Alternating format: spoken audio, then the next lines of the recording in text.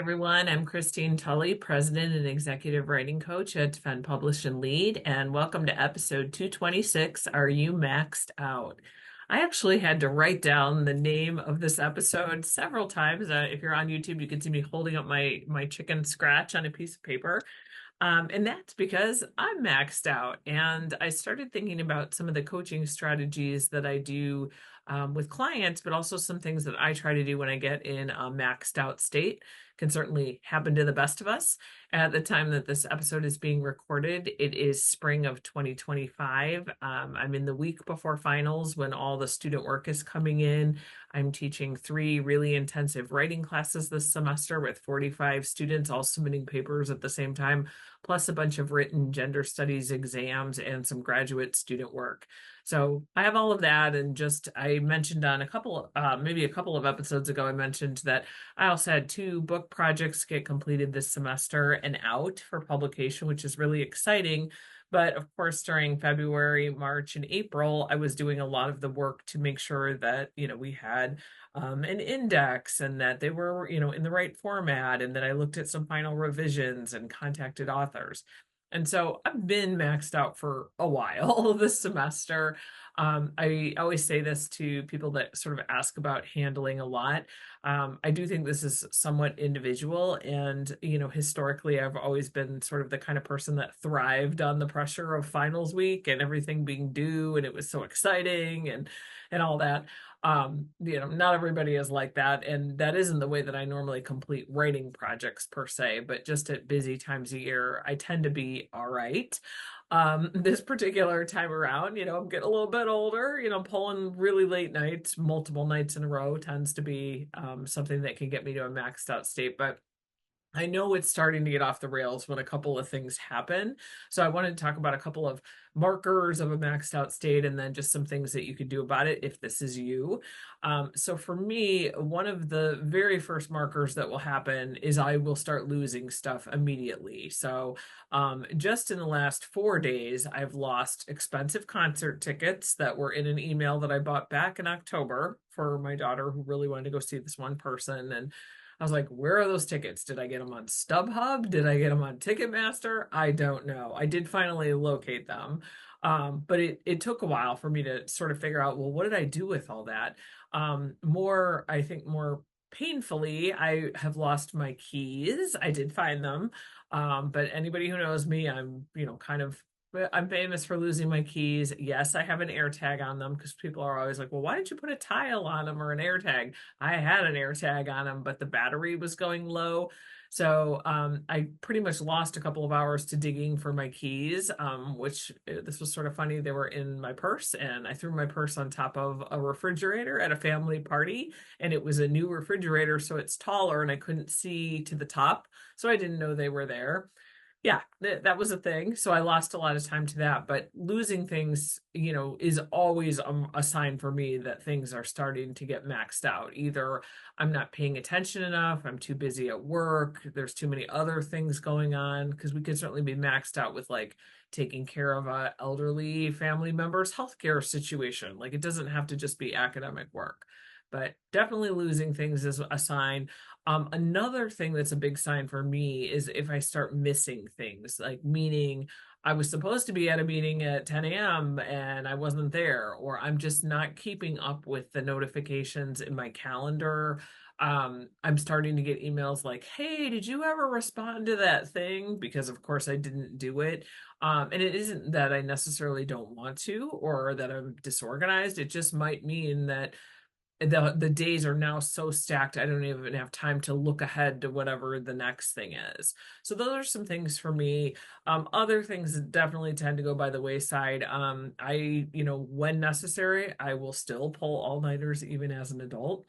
I don't like to. Can I do it? Yes. They take more of a toll than they used to, and I don't like to do it. But sometimes I just have to get it done, and that's how I do it.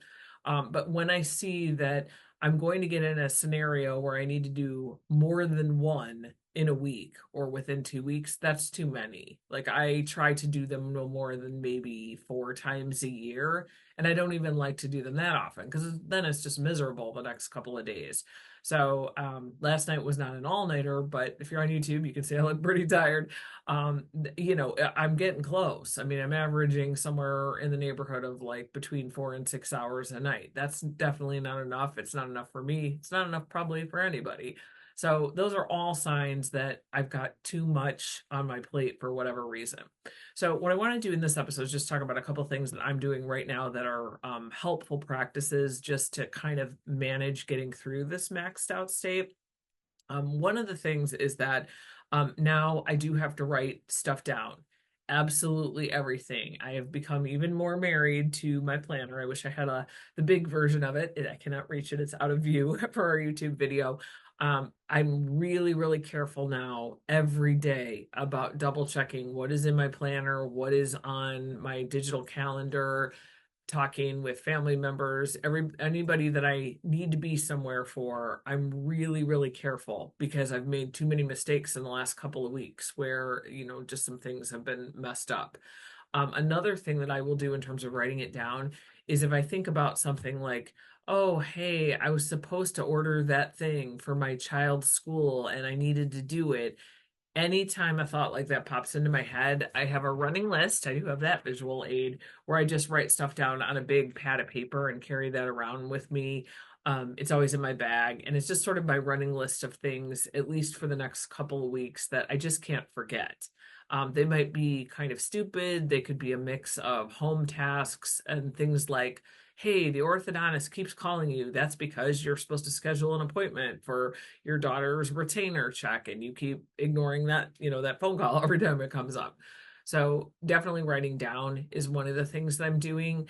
Another thing that I'm doing is it's something that I sometimes tell my graduate students. I call laser focus.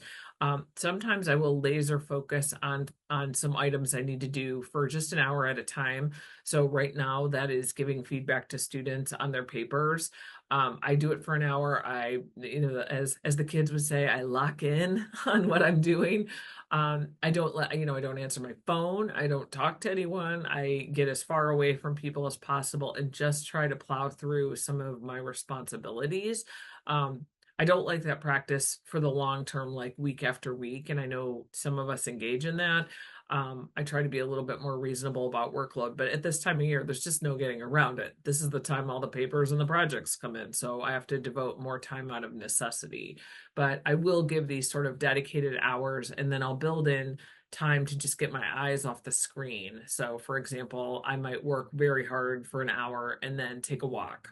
Or another thing I've been leaning in on, this would be maybe a third suggestion here, is I've tried to be really, really careful about what I'm eating and drinking right now because going without sleep, I don't want to layer in, all kinds of things that aren't going to feel really great in my body the next day. So I'm not a crazy health food nut kind of person. I tend to eat lots of different things and I don't care that much. But like today, for example, I said, you absolutely must get like the best salad there is known to man that I could get to, right now for lunch. And I did that on purpose because I knew I still have hours ahead of me of more work. I'm already tired.